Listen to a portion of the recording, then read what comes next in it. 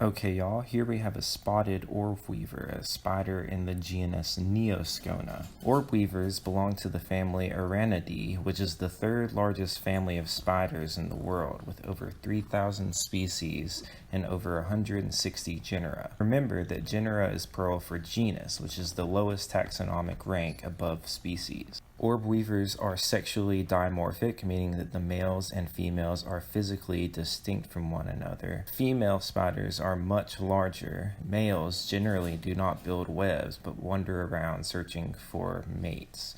So if you ever see a orb weaver spider on its web, then it is almost definitely a female.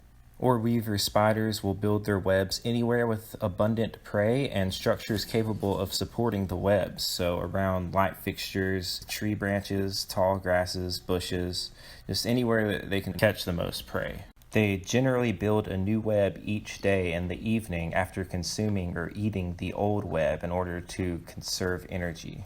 Orb weaver spiders are most abundant in late summer and fall when webs and adults reach their largest size. These spiders will eat just about anything it can catch in its web. After envenomation, spiders will wrap their prey in silk and then inject it with a digestive enzyme, making the insect easier to chew up with their jaws. Structures known as chelicerae. It is actually these jaw-like structures called chelicerae which are characteristic of the subphylum Chelicerata, one of the major subphylums of the phylum Arthropoda, consisting of sea spiders, spiders, and scorpions. And the horseshoe crab is also sometimes grouped with this subphylum. Now, these spiders are harmless to humans. They rarely bite humans, and while they are venomous, as are all spiders, the pain will be no worse than that of a bee sting.